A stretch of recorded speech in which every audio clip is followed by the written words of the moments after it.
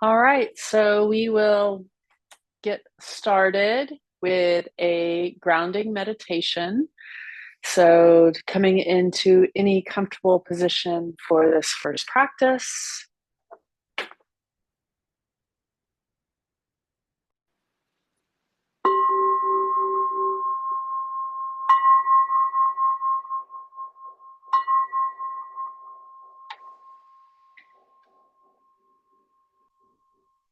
Shifting our awareness maybe from the thinking mind into the body here, coming into a more embodied presence. Could start with feeling the body, making contact with what you're sitting on. Each of those places of contact,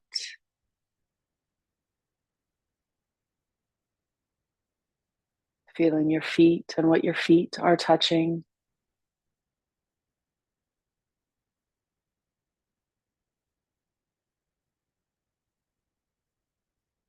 Maybe closing down your visual door by closing the eyes down completely or lowering your gaze down towards the floor.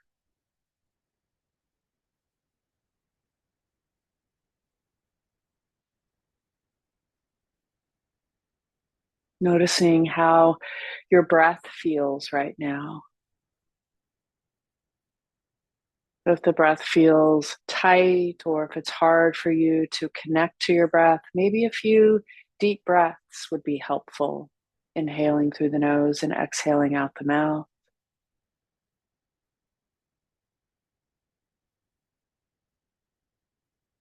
If you choose to take those, just noticing how your breath feels after.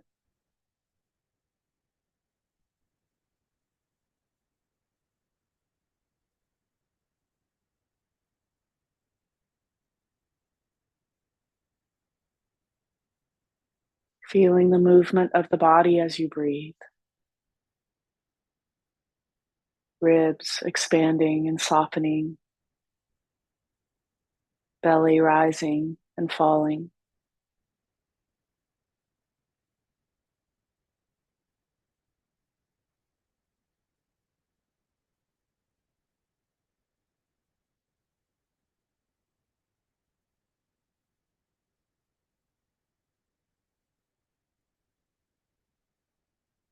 Bringing your attention into your hands now. Feeling your hands and what they're touching.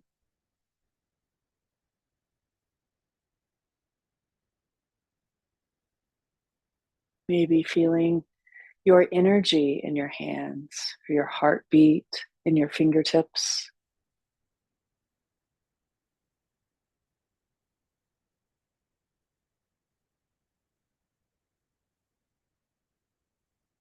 Noticing how it feels in your hands with the position that your hands are in currently.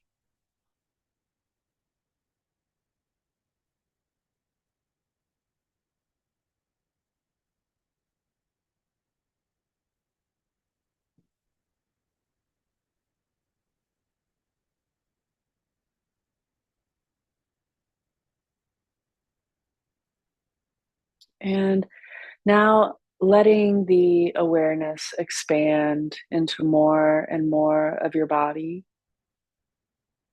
Maybe you can find more ease in those places that you tend to hold tension. I like to remind you to check the muscles in your face, your jaw, your tongue, your neck and shoulders, hands and fingers, chest, belly, and hips.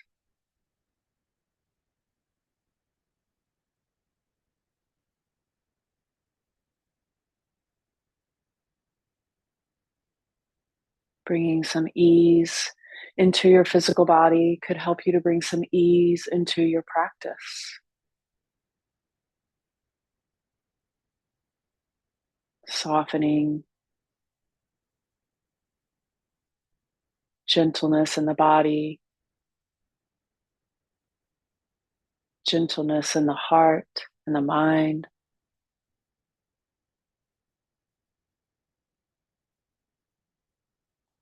And as we start to wrap up this grounding meditation, noticing how you're feeling. How does your body feel? How do you feel emotionally and mentally?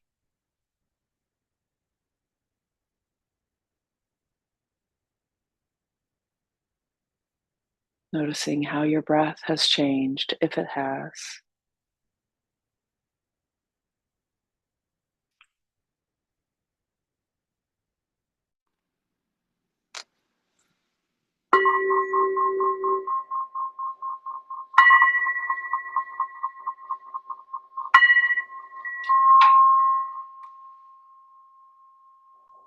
Opening your eyes when you're ready, taking any movements you'd like to.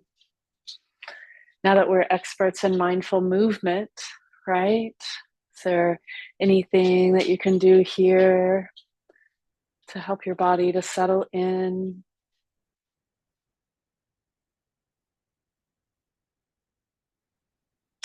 Tonight, and this week, we will be learning the skill. I'm not sure that that's really the word I want to say. Practicing um, the skill of happiness and joy.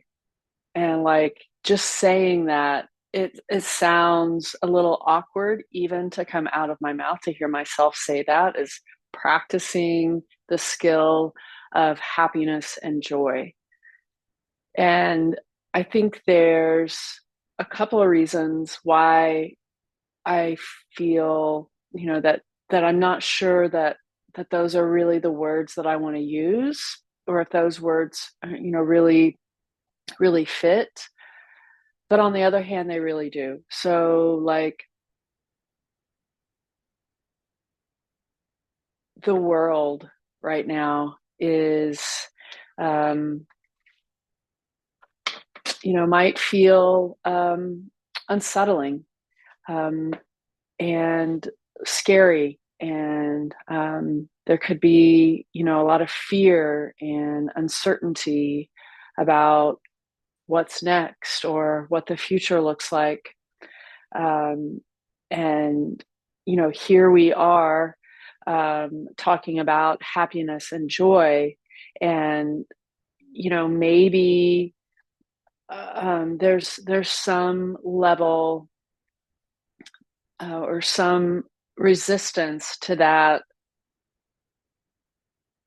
in a way that's like, how can I be focusing on happiness and joy in these times that where, we're feeling, we might be feeling grief or fear or anger or helplessness.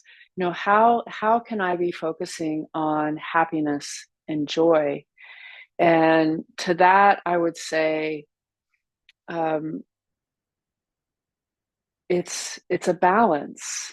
And um, when we are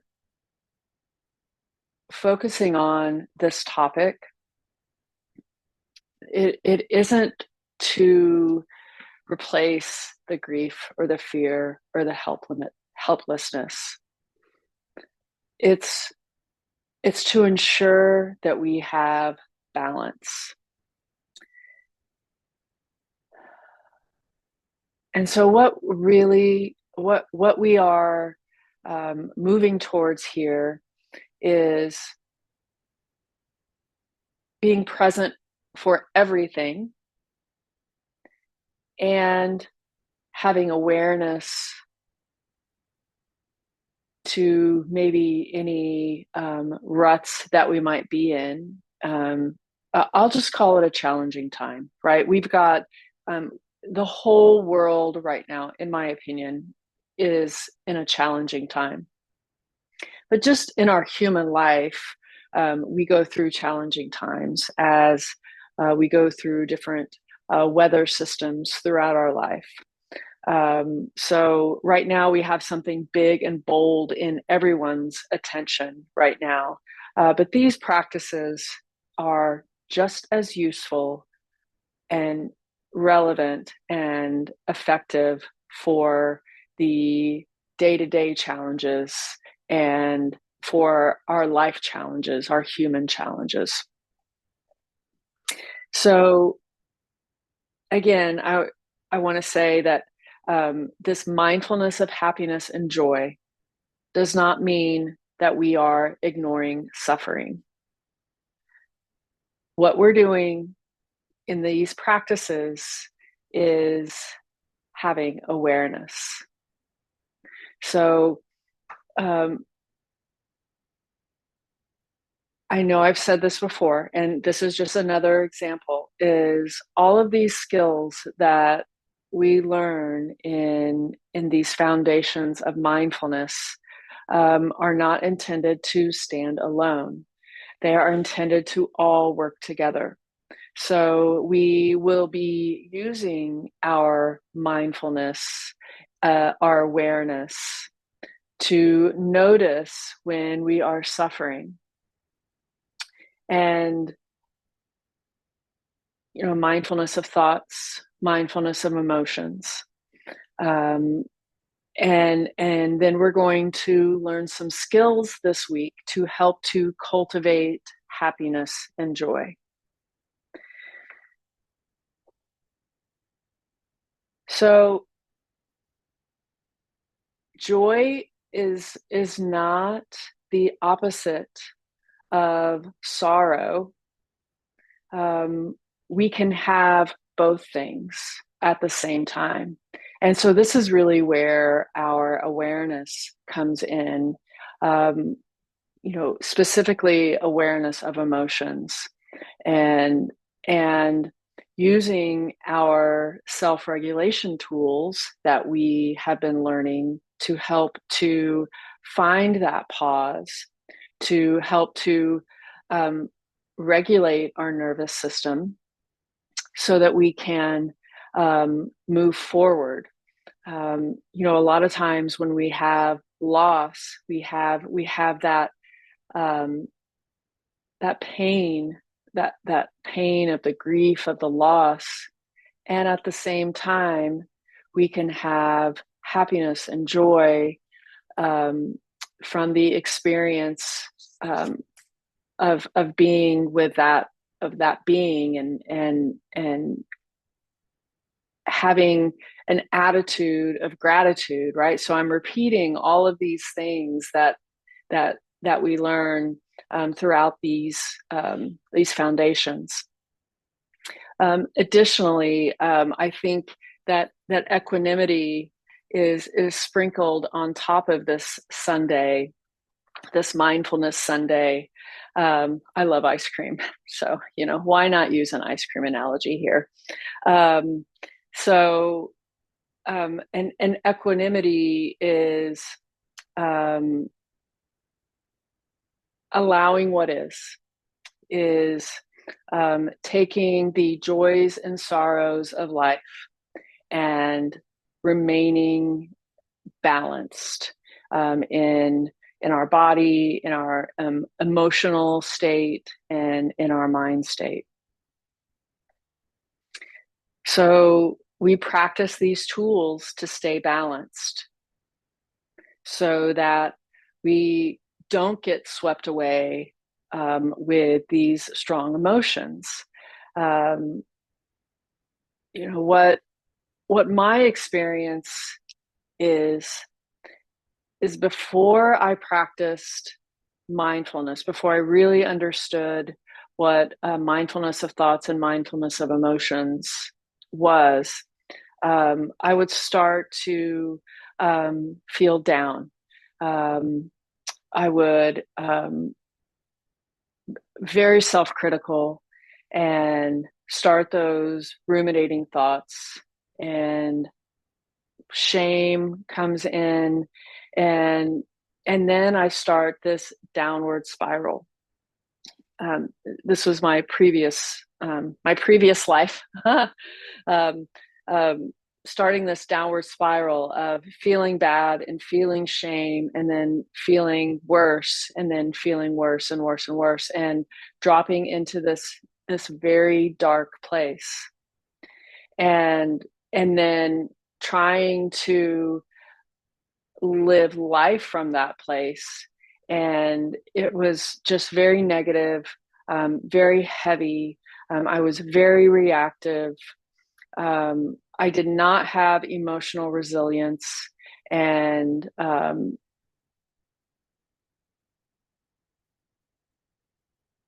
it doesn't have to be like that. So we can feel all of these emotions and feel them very strongly. And everything that we're feeling is real and true and the right thing to be feeling when we're feeling it. And we can remind ourselves that this is temporary, this is an impermanent feeling, and start to use those skills that we have, like our self-compassion and our breathing, to help to um, keep the situation in perspective, right? So zooming out is one of those ways that we can do that. So um, this week we're adding to our skills and learning how to cultivate joy intentionally, so that when we recognize we're having these strong emotions, we use our skills to find those pauses. We use our self-regulation tools to soothe and to nurture ourselves instead of being self-critical. And then we can take it another step. We can cultivate joy and happiness even in difficult times. So maybe here we just pause and just bring to mind something. If there was a time today when you felt at ease,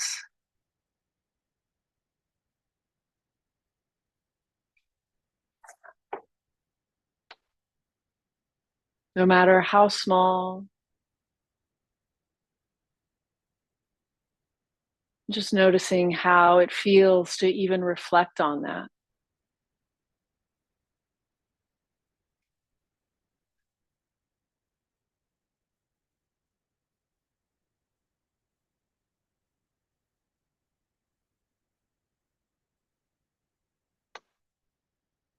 Great. So just coming back here, noticing how you feel.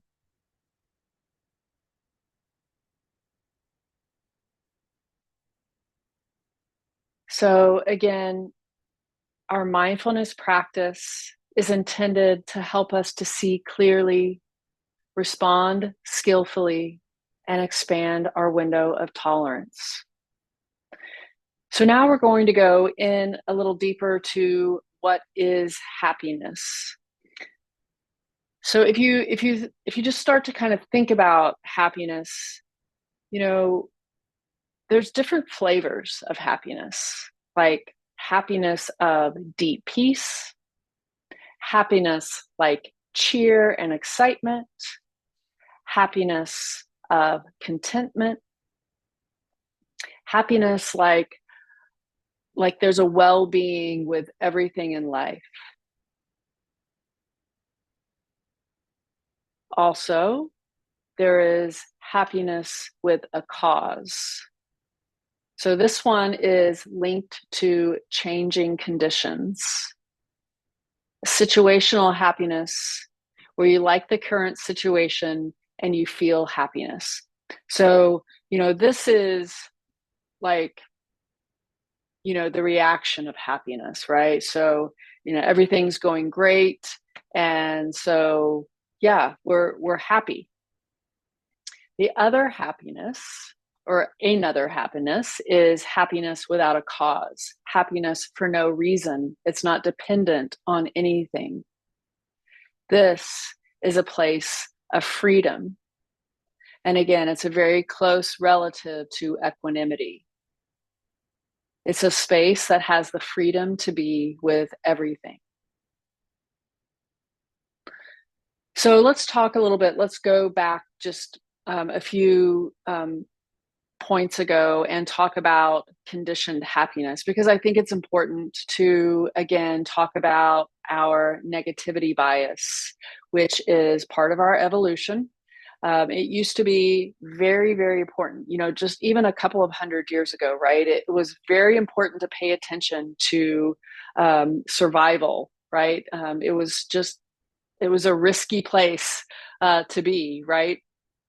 So we really needed to be judging everything and kind of having like an attitude of continuous improvement. How can it be better? How can I lower my risk to increase my chances of survival? And luckily for us, especially in this country, we don't have to be so focused on this constant, this so much energy and constant thought on continuous improvement. So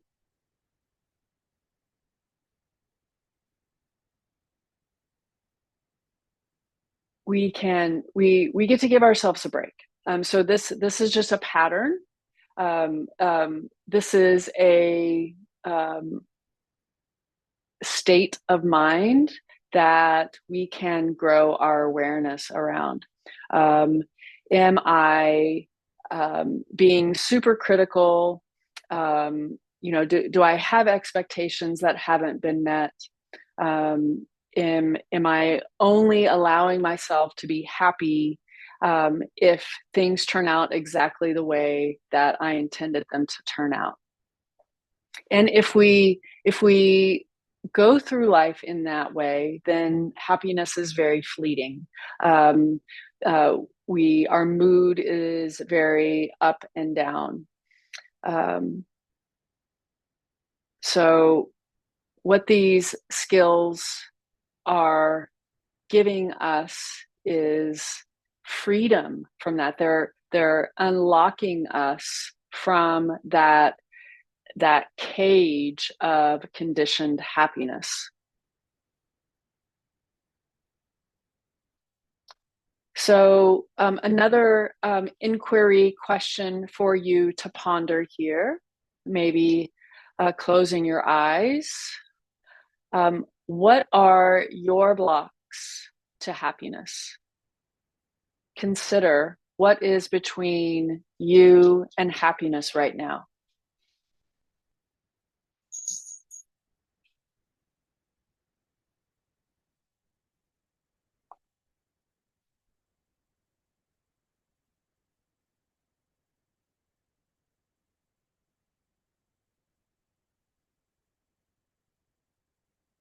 What many of us are doing is we're distracted. What many of us are doing is having this chronic sense that there's something missing, that there's supposed to be something more in life, or supposed to be something else. And this points to the if only mind.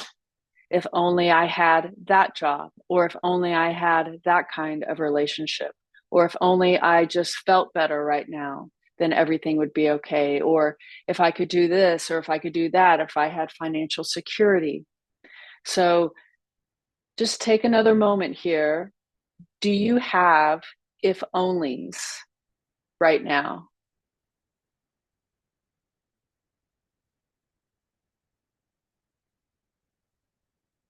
So here's a skill, right? Here's our first tool It's very helpful to shine your light of awareness on your if only mind. So, as you are, in your informal practice, so this is a lot of times, this is going to come into our awareness in our informal practice, in our daily life, when we're not seated in a formal practice and we're being mindful, and we notice that we've got an if only mind. So here's our awareness of thought skill. So many times, shining our light of awareness on these unhelpful thinking patterns can help to find more space in that thinking, where we can, as Jessica was saying, we can use our RAIN practice, start, recognize and allow, investigate and nurture. Another block to happiness could be there's something wrong mode. And this is going back to that negativity bias, the habit of assuming there's a problem. If this doesn't relate to you, you probably know somebody that falls into this mode, expressed with worry or anxiety, chronically trying to figure things out. So when we're in this something's wrong mode, there's very little room for the light and space of happiness. So again, this is just something that we can grow our awareness around. If this is one of our habits of mind, that we just grow our awareness around it. And we can decide to stay in it, or we can decide to move out of it. But it takes that awareness, and that awareness creates that pause. And that pause gives us an opportunity to do something differently.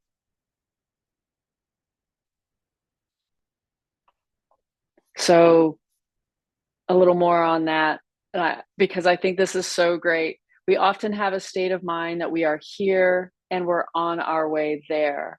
That here isn't good enough. And if we could just get there, we will be happy. I lived that way for a very long time. So that goes back to our contentment, right?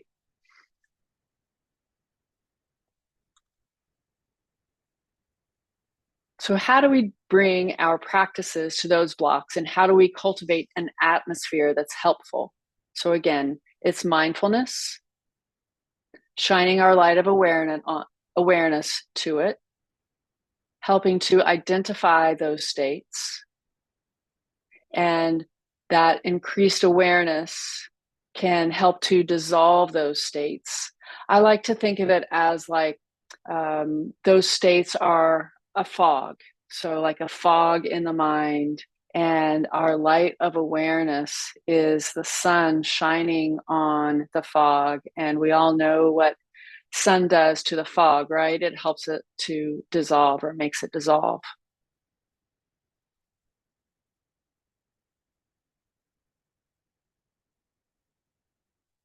So mindfulness is the first approach to awakening to happiness, noticing what's happening. The second approach is intentionally shifting our attention in ways that brighten and cheer up the mind. The more we practice something, the better we get at it. So if we practice worrying thoughts and trying to figure things out, the more our body is habituated to that chemistry of anxiety, and we get more of those thoughts. So if we practice thinking in a different way, turning our attention to what brings some happiness, then that can become our new habit. And there's a lot of research on happiness. One of the common denominators of those who consider themselves happy is that they are choosing happiness. Henri Nouwen says, joy does not simply happen to us. We have to choose joy and keep choosing it every day. Why? Because of that evolutionary pressure to not do that. So we are, again, fighting against, or going, like, fighting's a word that I wish I hadn't used. We are going upstream. We're going upstream against the current of our evolutionary conditioning.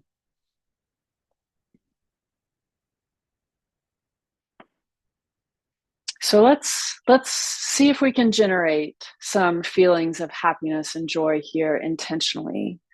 So I invite you to get comfortable, close your eyes, or just lower your gaze down.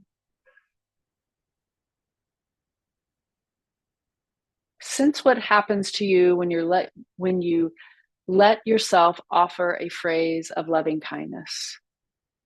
May I be happy. May I feel happy. May I open to happiness. And just noticing what that's like. Repeating any of those phrases. May I be happy. May I feel happy. May I open to happiness.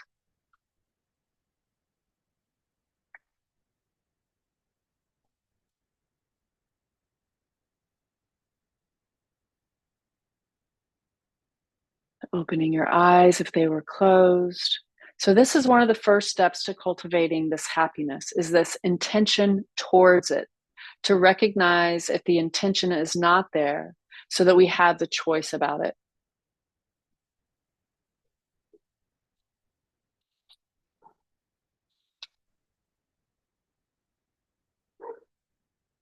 So we're not trying to get rid of something else.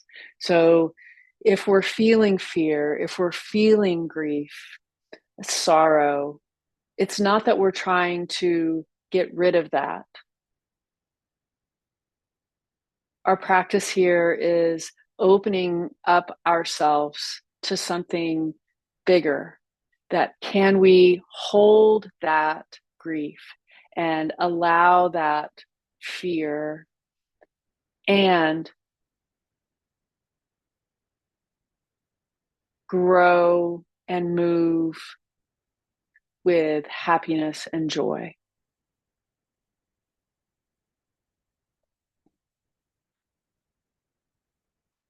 Happiness can also be physical, and we can move our body in a way that releases endorphins. So going for a run, doing yoga, tai chi, also bringing your body out into nature can also increase your level of happiness. Another way is gratitude. When we feel like we're in this small space, we can change our perspective, expand out our point of view, and turn to a gratitude practice.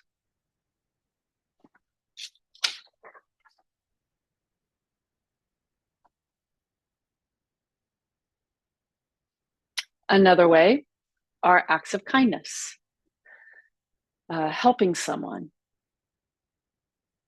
This is a way that we can just generate those feelings inside of us.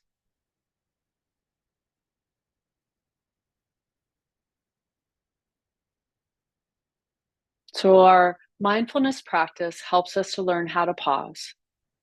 And when we learn how to pause, we can take in what is beautiful and what is good, and we can turn towards simple joys, like listening to music, or the sound of rain, or a hug from a loved one. Can we pause and take it all in, savoring the moments, creating space, and creating an atmosphere for our unconditioned happiness? The happiness that arises when we're not resisting or grasping after anything. Our practice gives us the wisdom to know that when we hitch our happiness onto anything, it's going to be a roller coaster ride. The wisdom that we gain with our practice helps us to loosen the grip, awareness that whether depression is arising or grief or excitement or whatever it is, that it's this too. It's including it all. Speaking of happiness, there's Milo. From Jack Kornfield's book, The Art of Forgiveness, Loving Kindness, and Peace. The peace of the heart is not emotional resignation, but an openness that meets the ever-changing world with compassion. With equanimity, we can care for all things without trying to control them.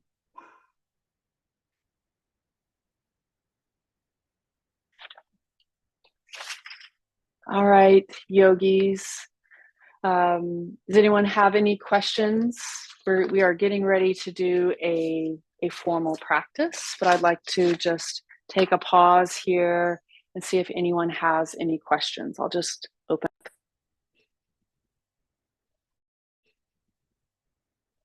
I'm curious, when we did our rain practice, that felt like, focusing on something and then going deeper. And I heard you today say that this is not about trying to change anything. But then when we say like, may I be happy and feel happy and be open to happiness, and then you mentioned like while you're also holding the grief, like this is, I don't even know what my question is. Just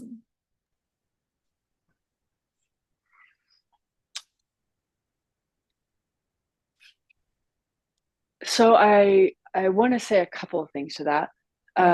The rain practice,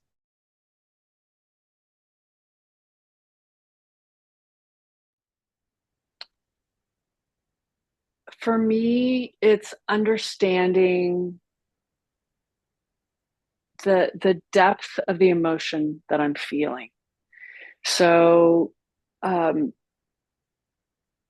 my experience is where I am, if I'm not being mindful, is up here in my head.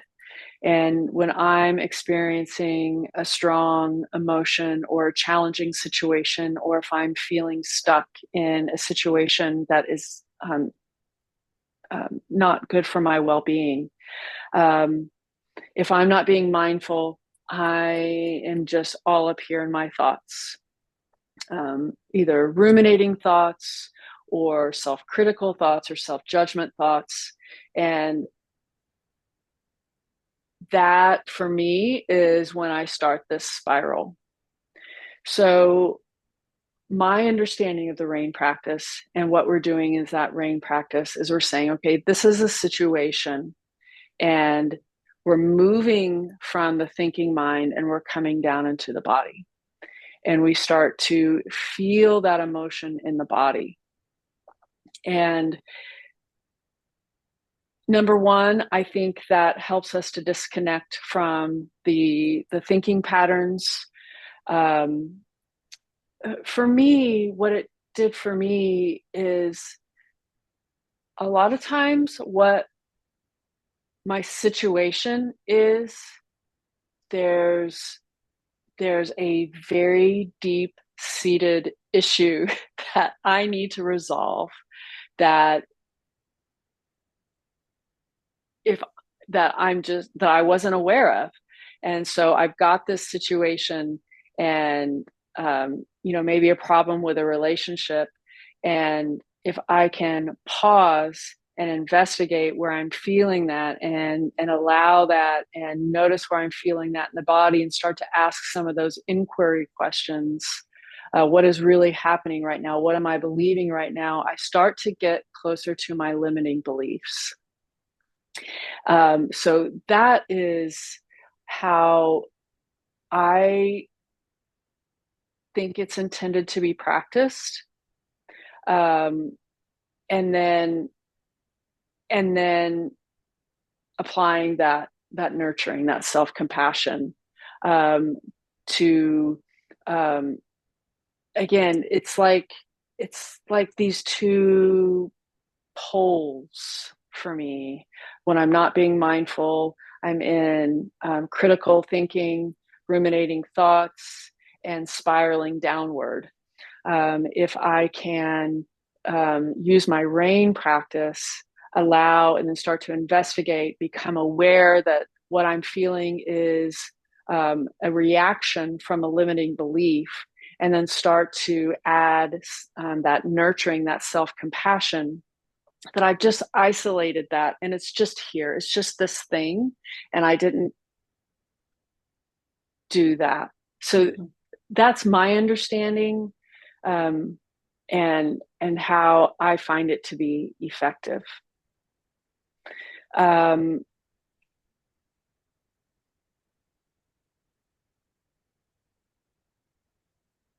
and like what came to mind in the second part of your question is like,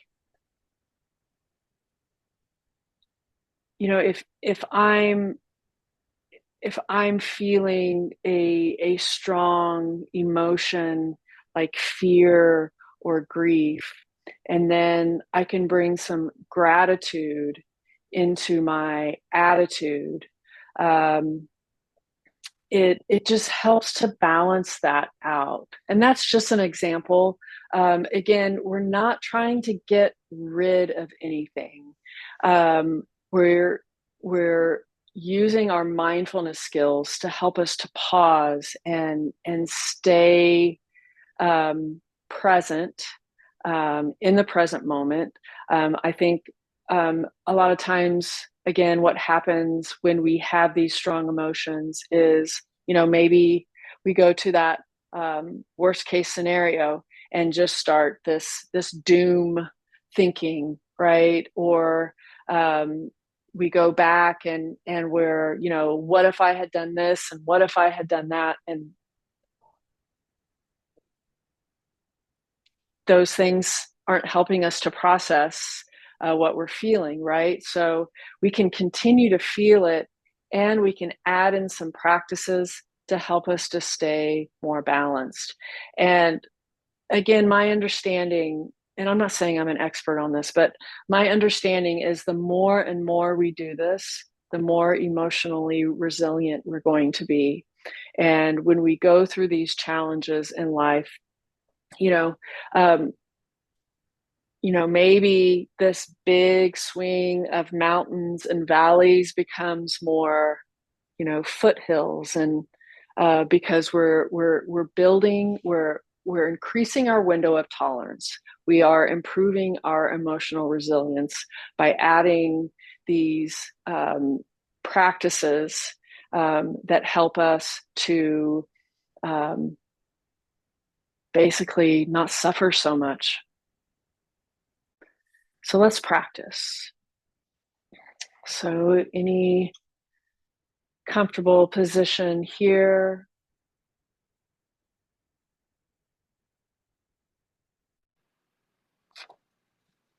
Take your time to get settled in to your meditative seat, your meditative position. Closing down your eyes if you're comfortable with that.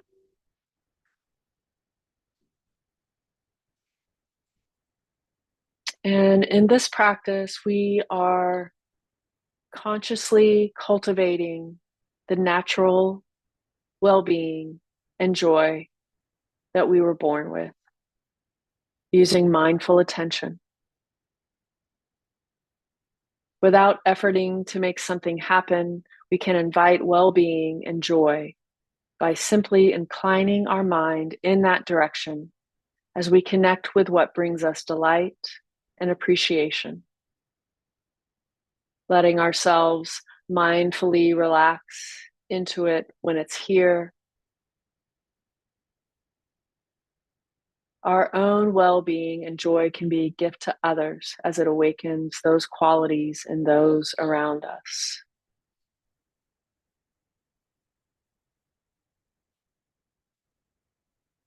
allowing your face to soften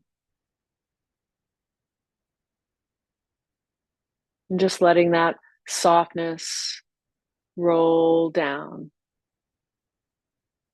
through your neck and your shoulders, continuing down the torso, softening the belly, that softness continuing down through the hips, down into the legs, allowing your whole body to be as relaxed as possible and at ease.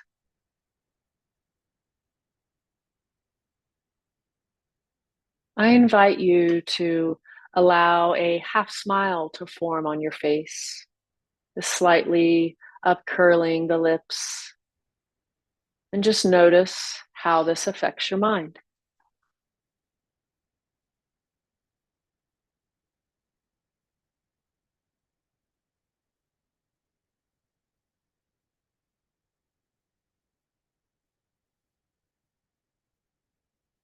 Allowing your breath to find its own natural rhythm. Again, relaxing as best you can, receiving and releasing the breath.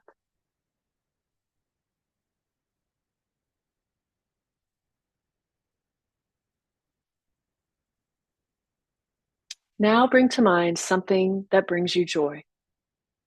What brings you joy or a feeling of contentment and well-being? Perhaps it's being out in nature with the trees or by the lake or by the ocean. Maybe it's dancing. Maybe it's being with your loved one or a pet.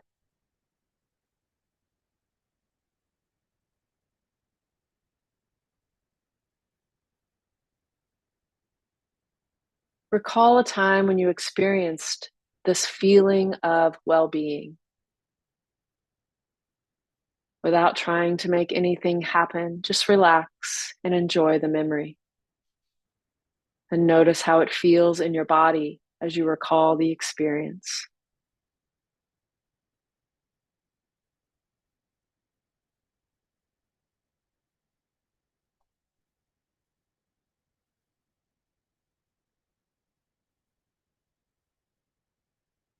How does it feel in your mind?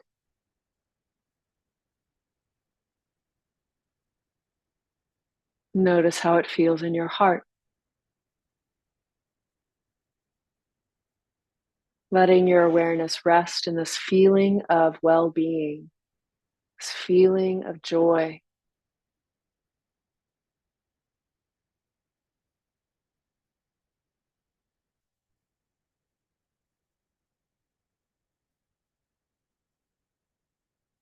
Bring in a deep breath and exhaling, just letting it go. Now bring to mind some blessing in your life, someone or something you're grateful for or grateful to. And as you think of this blessing, bring an image to your mind of this person or being or circumstance,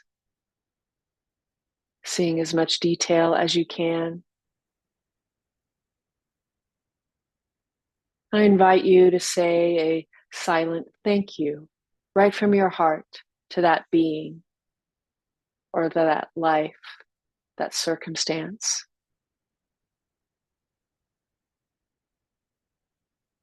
Then relax in the joyful feeling of gratitude as it fills your body.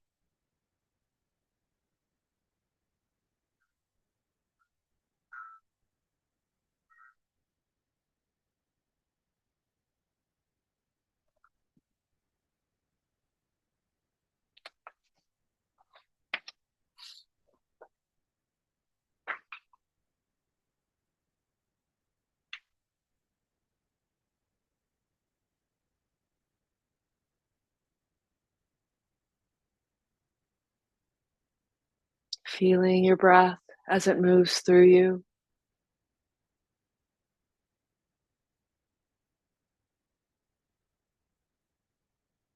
Aware of your senses,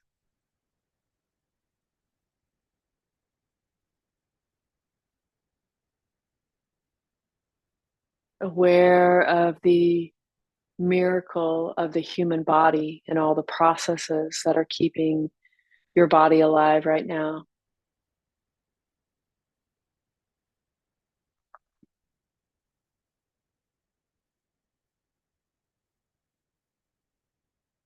Now become aware of consciousness itself shining through you.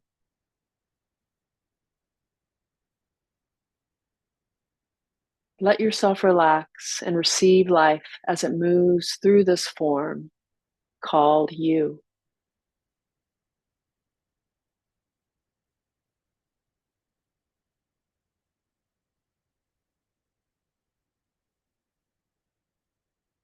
Nothing you need to do.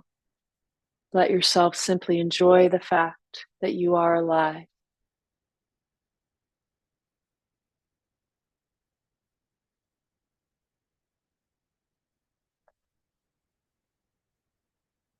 As we come to the end of this meditation, let yourself slowly open to your surroundings, taking in all the goodness inside and around you with appreciation and joy.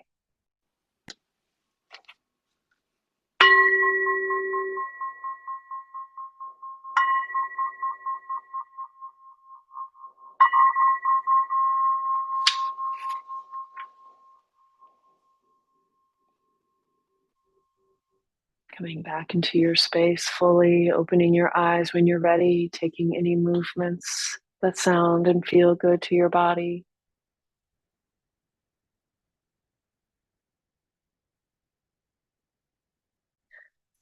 Well, thank you all for being here. I really appreciate your practice. I am grateful. I can feel gratitude in my body, and I am filled with happiness and joy. It might be slightly conditional at this time because I'm so happy to see all of your amazingness in front of me here. But again, I'm very grateful for this opportunity to share these practices with you. So we will close out tonight's class as usual with some more gratitude and some loving kindness. And so one more time, bring to mind something that you're grateful for. And maybe you can feel your levels of happiness and joy increasing as you keep them in your mind's eye, as you move them closer to your heart.